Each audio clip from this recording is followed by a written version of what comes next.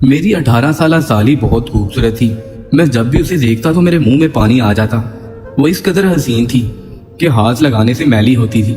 एक बार वो हमारे घर रहने के लिए आई। मैंने खाने में नींद की गोलियां डालकर सबको खिला दी। जब सब लोग नींद में सो गए तो मैं अपनी साली के कमरे में चला गया। वो बेड पर बिना कपड़ा लिए हुए लेटी हुई थी। लैंप की रोशनी में उसका सरापा बहुत दिलकश दिखाई दे रहा था। उसे देखते ही मेरा दिल मचलने लगा। मैंने अपने कपड़ों को अपने वजूद से अलग किया और फिर पूरी रात उसके साथ। जिस दिन हम बारात लेकर गए थे उस दिन मैंने देखा कि मेरी एक साली भी थी जिसे मैंने आज पहली बार देखा था, क्योंकि हमारा रिश्ता चटपट हो गया था। उसको देखकर तो मेरे होश उड़ गए थे। वो बहुत ज्यादा हसीन थी। खूबसूरत तो मेरी बीवी भी थी, लेकिन वो अपनी बहन से ज्यादा खूबसूरत नहीं थी। रुखसती से पहले बहुत सी रस्में हो रही थी। फिर मेरी साली मुझे दूध पिलाने आई। वो इस कदर हसीन थी कि मैं उससे अपनी नजरें नहीं हटा पा रहा था। उसके सामने मुझे अपनी बीवी कमतर लगने लगी, क्योंकि वो अपनी बहन से कम खूबसूरत थी। उसके गोरे हाथों में मेरा हाथ बहुत खूबसूरत लग रहा था। वो मेरा हाथ पकड़कर कहने लगी, जीजू पूरा 50,000 चाहिए। वो बहुत ज्यादा पैसे मांग रही थी। मैंने कहा कि मैं ऐसी किसी रस्म को नहीं मानता। 5,000 लेने हैं तो लो, वरना जाओ, नहीं तो मैं वो भी अपनी जेब में ही रख लूंगा। खूब हंसी मजाक चल रहा था, लेकिन मेरे ससुर ने आकर मेरी ही बात को मुकद्दम रखा। मेरी साली का 5,000 का नोट लेकर मुंह बन गया। बहरहाल रुखसती हो चुकी थी। मैं दिल फेंक किस्म का लड़का था। बीवी के साथ साथ मेरा दिल अपनी साली पर भी आ चुका था, जो कम उम्र होने के साथ साथ बहुत ही हसीन थी। मेरे माँ बाप बड़े भाई के साथ दुबई में रहते थे। मेरी शादी के चंद दिन बाद ही सब वापस चले गए थे। मैं और मेरी बीवी उस घर में अकेले ही रहते थे। जल्द ही मेरी बीवी ने सारे घर का काम अपने जिम्मे ले लिया। हालांकि पहले पहले दिनों में इंसान को बीवी की संगत बहुत अच्छी लगती है, लेकिन मेरा मिजाज कुछ और ही था। मुझे औरत तब तक अच्छी लगती है जब तक वो मुझसे दूर होती है। जब मैं उसे हासिल कर लेता हूँ वो मेरे लिए बेमानी हो जाती है। फरा मुझे बस शादी के दिन ही अच्छी लगी थी। इसके बाद मेरी रंगीन मिजाजी मुझे घर पर चैन से नहीं रहने देती थी। जहाँ पर भी मुझे खूबसूरत लड़की नजर आती मेरी गाल टपकने लगती। मेरी आंखों में मुझे मेरी हसीन साली खटकने लगी।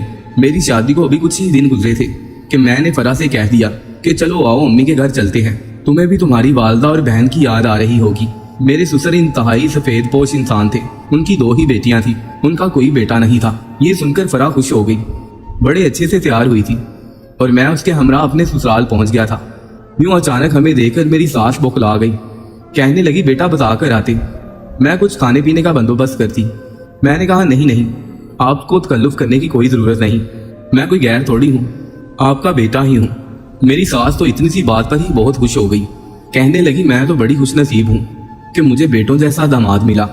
मैंने कहा कि अगर आप मुझे बेटा समझती हैं तो घर में जो पका है बस वही सामने रखना, मैं खुशी खुशी खा लूंगा। लेकिन खुदारा बाजार मेरे लिए कुछ भी मत लाने जाइएगा। लेकिन फिर भी मेरे ससुर बाज ना आए और मेरे लिए बहुत सारी चीजें लेकर आ गए। घर में मेरी सास ने सिर्फ करेले बनाए थे, वो भी मेरे सामने गर्म करके रख दिए। मैंने खाना बड़े पुरतकल्लुफ अंदाज से खाया था। मेरी साली मेरे सामने बैठी हुई थी। कहने लगी, अरहम भाई आपने चिकन कढ़ाई तो चखी ही नहीं। हमारे घर के पास बहुत अच्छी कढ़ाई मिलती है, आप लेना। मैं उसके मीठे लहजे में ही खो गया था। बहरहाल खाना बड़े अच्छे माहौल में खाया गया था। फिर मैं बड़ी तसल्ली से ड्राइंग रूम के सोफे पर जाकर बैठ गया। मेरा वापस जाने का दिल नहीं कर रहा था, इसलिए अपनी साली से कहने लगा, जाओ लूडो लेकर आओ, दोनों खेलते हैं। मेरे सास उससे थके हुए थे, इसलिए कुछ ही देर मेरे पास बैठे थे, फिर अपने कमरे में चले गए। मैंने लूडो की खूब महफिल जमाई।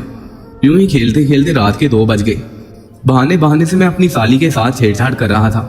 कभी मैं उसकी कमर से हिलाता और कभी मैं उसके सर पर हाथ फेरने लगता। वो बहुत ज्यादा खूबसूरत थी। वो मुझे शायद बड़ा भाई समझती थी, इसलिए मेरी इन हरकतों को ठीक से समझ नहीं पा रही थी। इस दौरान फरा मुझसे कई बार हार चुकी थी। फिर मेरी साली मुझसे कहने लगी कि अरहम भाई आप वापस कब जाएंगे, मुझे बहुत नींद आ रही है। लेकिन मैं उसकी बात टाल देता कि बस जरा एक बार तुम्हें हरा दूं, फिर चलते हैं। इसी चक्कर में रात के 2 बज गए तो मैंने कहा कि आप घर जाना मुश्किल है, ऐसा करते हैं यहीं पर सो जाते हैं। मगर मसला ये था कि मेरी सास का घर बहुत छोटा था, बस 2 ही कमरे थे और एक ड्राइंग रूम। एक कमरे में सास ससुर सोते थे, जबकि दूसरे कमरे में मेरी साली। मजबूरन उसने अपना कमरा हमें दे दिया और हमने रात वहां गुजारी। सुबह नाश्ता करते ही मैं अपने घर वापस लौट गया था, लेकिन साली के हुस्न का जादू मेरे सर पर सवार हो चुका था। इसलिए मैंने एक बार फिर से फरा से कहा कि देखो यहाँ पर मेरा कोई रिश्तेदार नहीं है, तुम घर में अकेली बोर होती रहती हो, तो ऐसा किया करो कि अपनी बहन को अपने पास बुला लिया करो, इस तरह से तुम्हारा भी दिल लग जाया करेगा। मैं चाहता था कि किसी ना किसी तरह मेरी साली यहाँ पर आती रहे मुझे लगा कि फराह मेरी बात सुनकर खुशी से फूली नहीं समाएगी, लेकिन वो कहने लगी, मेरी बहन अपने घर में ही ठीक है और मुझे तो अपने घर के कामों से ही फुर्सत नहीं मिलती। मैं जरा भी बोर नहीं होती, बल्कि मुझे तो अकेले रहने की आदत है। अगर मैं कभी बोर हो भी जाऊं तो एलईडी लगाकर देखती रहती हूँ। मैं तो चाहता था कि किसी ना किसी बहाने मेरी साली यहाँ आती रहे, लेकिन जब मेरी बीवी सीधे तरीके से नहीं मानी तो फिर मैंने दूसरा तरीका इस्तेमाल करना शुरू कर दिया। एक दिन मुझे छुट्टी थी, मेरी बीवी कपड़े धो रही थी और उन्हें फैलाने के लिए छत पर चली गई। मैंने सीढ़ियों पर चिपचिपाहट वाला पानी फेंक दिया।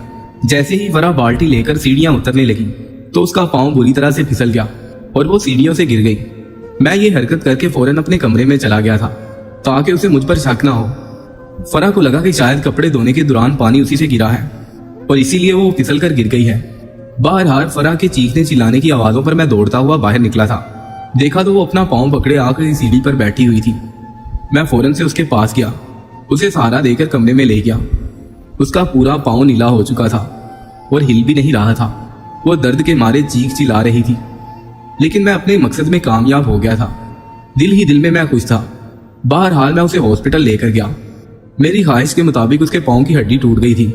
फराह रोए जा रही थी, इसलिए मैंने फौरन से ये खबर अपने ससुराल में पहुंचाई। मेरे सास ससुर के साथ मेरी साली भी घर पहुंच गई। फराह तो अपनी माँ के साथ लगकर रो रही थी।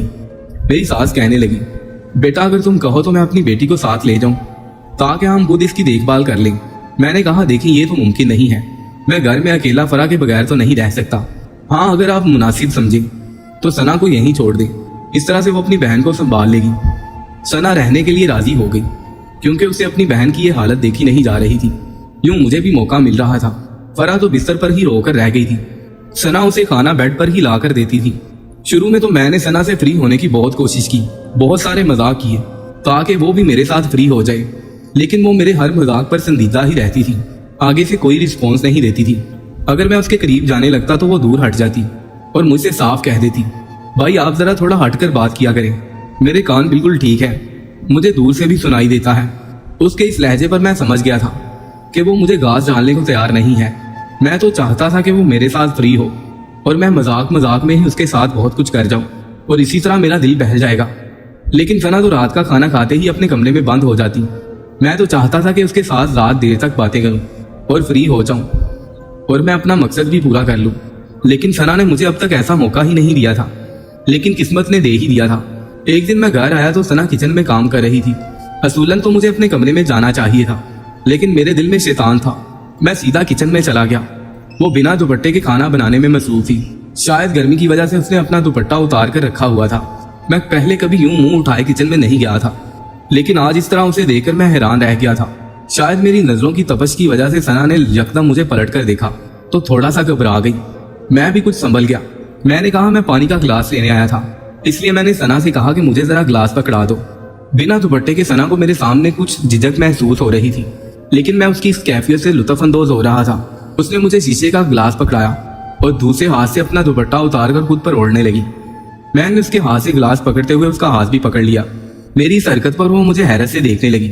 मैं भी 4 दिन से शरीफ बन भर कर थक गया था। अब मैंने अपनी बीवी का पाँव इसलिए तो नहीं तोड़ा था कि मैं अपनी साली आधे घर वाली की बस शक्ल ही देखता रहूं। जब मैंने उसका हाथ ना छोड़ा तो वो मुझसे सख्त लहजे में बोली, कहने लगी, अरहम भाई मेरा हाथ छोड़े। मैंने कहा, सना तुम्हारे हाथ तो फराह से भी ज्यादा खूबसूरत है। ये कहते ही मैं उसके करीब आ गया। मैं जानता था कि औरत तारीफ करने पर पिघल जाती है, यहीं से मैंने इब्तिदा की थी, लेकिन मुझे नहीं पता था कि सानिया मेरी इस बात पर ऐसा रिस्पॉन्स देगी और मेरे साथ ये सलूक करेगी। उसने मुझे जोर से धक्का दिया। मैं सीधा दरवाजे के साथ जा लगा। वो फौरन से किचन से बाहर निकल गई। उसका मुझे यूं धक्का देना अच्छा नहीं लगा था। मैं सोच चुका था कि मैं अब इसको नहीं छोड़ूंगा। जब मैं कमरे में गया तो सना फराह के पास बैठकर रो रही थी और मुझे नफरत से देखकर फौरन चुप हो गई। फराह ने उसे रोने की वजह पूछी तो मैंने कहा, होना क्या था, खाना बनाते हुए उसका हाथ जल गया है, इसलिए बेचारी रो रही है। ये सुनकर वो मुझे गुस्से से देखने लगी। मैंने कहा, मैंने तो इसका हाथ पकड़ा था कि देखूं तो सही कहीं ज्यादा तो नहीं जल गया, लेकिन तुम्हारी बहन शायद मुझे अपना भाई नहीं समझती, यूं मुझसे हाथ छुड़ाकर तुम्हारे पास आकर भागी जैसे मैं कोई जिनबूत हूँ। मेरी बात सुनकर सना ने मुझे नफरत और गुस्से से देखा, लेकिन फराह कहने लगी कि अरहम तुम्हारे बड़े भाई हैं। अगर तुम्हारे हाथ को पकड़कर देख रहा था कि कितना जला है तो इसमें कोई बुराई नहीं है, इधर लाओ दिखाओ मुझे। लेकिन सना ये कहकर कमरे से बाहर चली गई कि वो कल घर वापस चली जाएगी। मैं फराह के सामने जाकर बैठ गया। मैंने कहा, लगता है तुम्हारी बहन तुम्हारा ख्याल नहीं रखना चाहती। उसे ये सब मुसीबत लगता है, इसीलिए वो वापस जाने के बहाने ढूंढ रही है।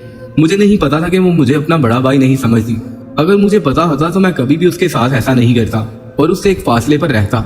अगर तुम्हारा पैर ठीक होता तो मैं कभी भी तुम्हारी बहन को यहाँ ना लेकर आता, लेकिन मैंने ये सब मजबूरी में किया और अभी मुझे कोई मुलाजमा भी नहीं मिल रही और तुम्हारे पाँव का ये हाल है कि तुम बिना सहारे के चल भी नहीं सकती।